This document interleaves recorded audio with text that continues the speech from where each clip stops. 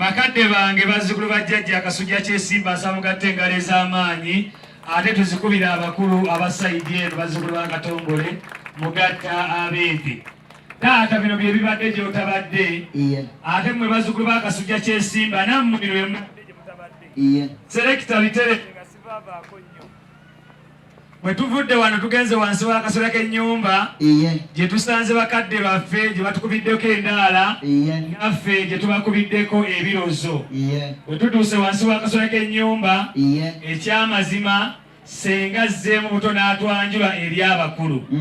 Bwe tutuuse eri abakulu tugenze ne tubeera mu mbeera y'okuyala omukalazi twegenze okwesanga nga ffe bazzukulu b'akasujja ky'esimba n'abasaidi eno tetwerinaako Luganda ate nga mpulira njawulo bungi ku mata.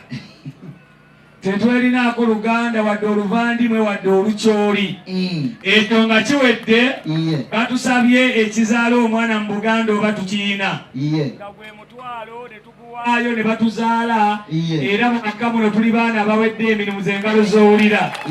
Ssebo taata omulungi ekyo nga kiwedde gwe kennyini taata tulekedde omwana wa nnyiwo mwami wabiriwo byawo balungi nsiitiwo naye abamuzindaalo gwe tuguleke taata nsaba okkirize senga atulambuza ebyalo bibadde bingi taata senga tututeko enammere nammere tutuuseeyo senga bw'atujja enammere atuludde ku mutala Nakatooke ewa mukwano gwange omuzaana ebutambala. Ssebo taata omulungi bwe tuvudde Nakatooke y'omu n'atwala ku mwalo gw'e Nakiwogo.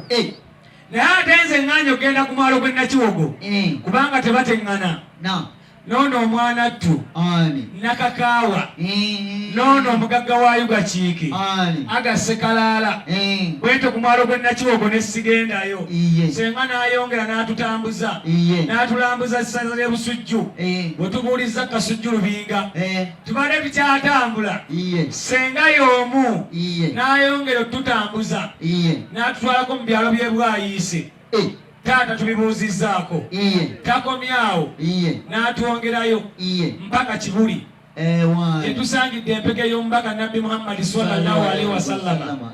Taata Walli ne tugibuuzaako era obwedda taata senga yatugamba mukyere bukyezi mukyere bukyezi mukyere bukyezi mukyere bukyezi. Taata ne tuvaayo senga n'atwongerayo mpaka Busoga gye tusanze omusamya wa nnyama. Kale oyo nsaase kumutya amanyi yayise mba omusubankalubo. Taata musanze yayise mba Lugonvu. Taata Sezi n'akola ogugwe Sezi nnyo n'akola omulimu ogubadde omulungi ennyo. Sezi obwedda bw'abyasaayasa nga biyita wa Profesa Sekamwa ne bikkirira mpaka mba omutima tubadde tukyali eyo.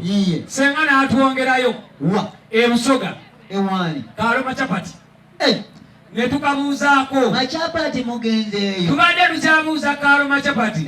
Senga y'omu n'atwongerayo n'atutambuza gye tusanze omwana ow'obuwala Nama Mmonde naye ne tumubuuzaako era muto wange ono Kipa n'akola omulimu ogubadde ogw'amaanyi. Naye Kipa abadde akyakola omulimu ogw'amaanyi nze ne mugamba nti Nama Mmonde sigenda mwetattala kubanga aleetaako omutima akakeeto. Oyo nze ne muleka mujja mulya kyeggulo era wanca oyo nekyeggulo tetumuliiko temugenda mulya kyeggulo tetusobola. Ssebo taata omulungi senga n'atwongerayo mpaka mu basisita b'enkoko njeru ate twasanze basikimanya kabonera olw'okuba akadde katuliiridde munoba.